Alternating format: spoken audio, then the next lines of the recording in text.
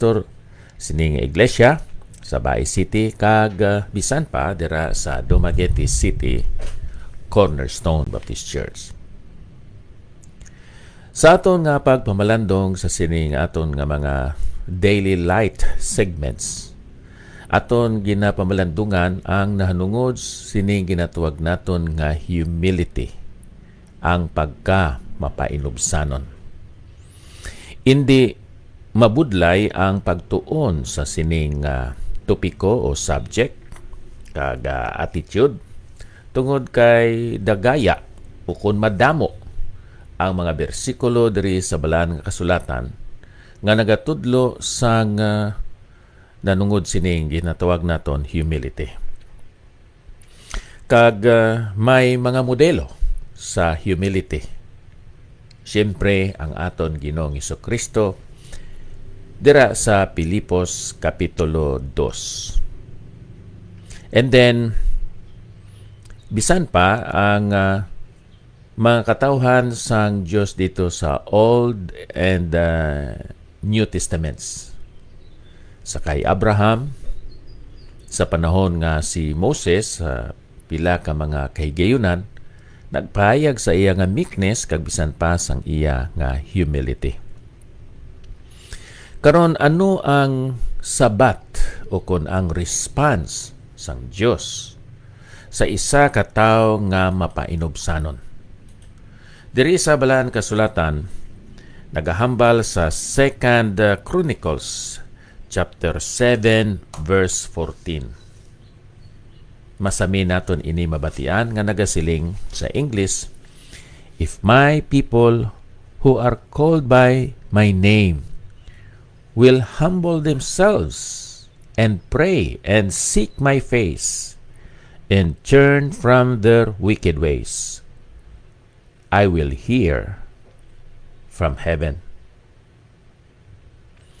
Ang aton Ginoo diri sa balaan kasulatan, isa ka maalamon kag mabalak-on nga klase sang Dios. Kag kun ang isa ka tawo magapaubos ang iya kaugalingon sa tubangan sa Ginoo, ang Ginoo magahatag sa iya sang sabat sa iya nga mga pagpangamuyo.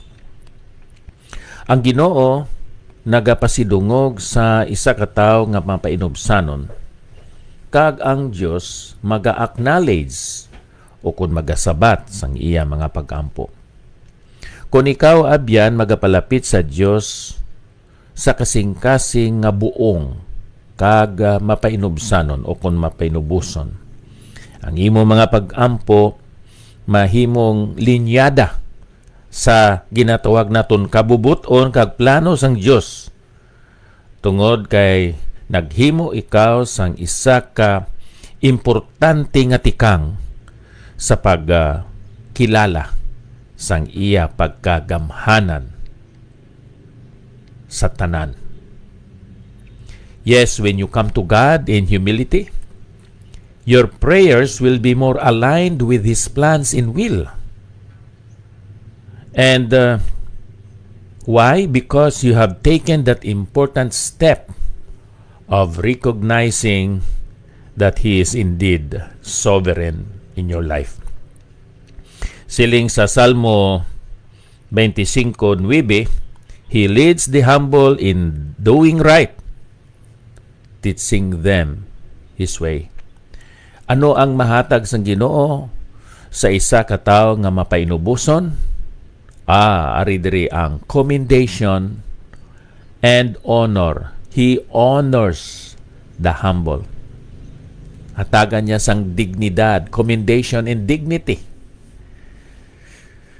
Ikadua, kung aton usisaon diri ang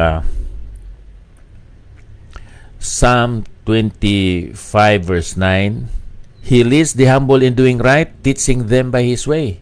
Hindi lamang hatagan niya sang dignidad kag pagdayaw, compliment or commendation, kundi ikaduha, hatagan niya sang direction kag sugo o kun leading.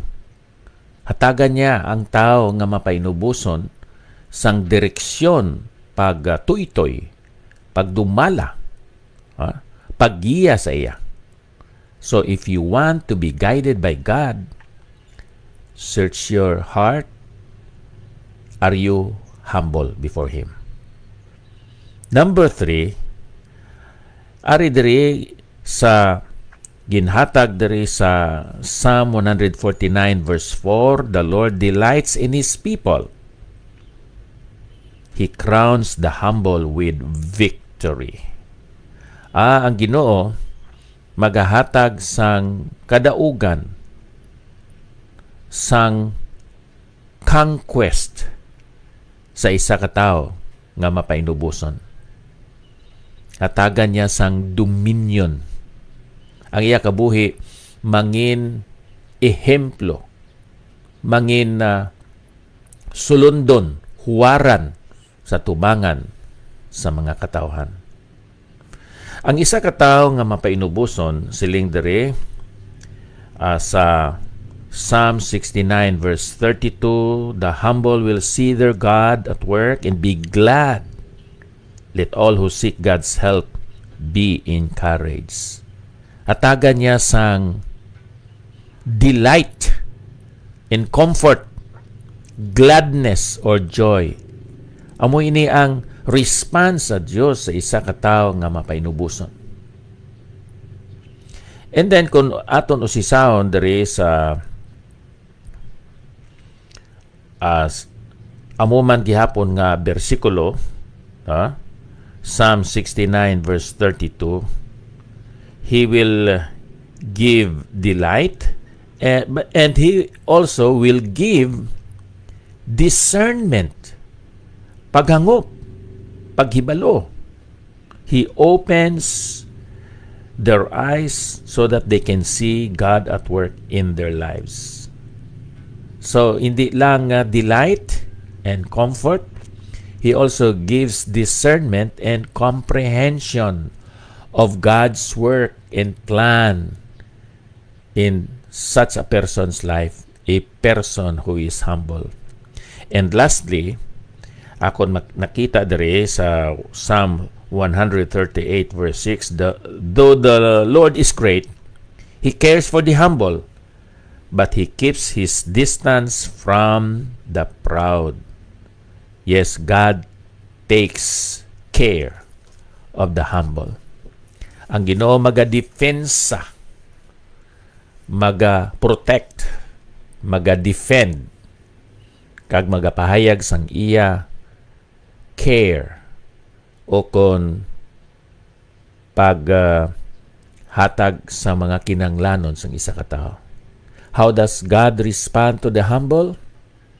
By giving him dignity and commendation or compliment or honor. 2, by giving him direction, command, or leading and guidance. 3, by giving him dominion,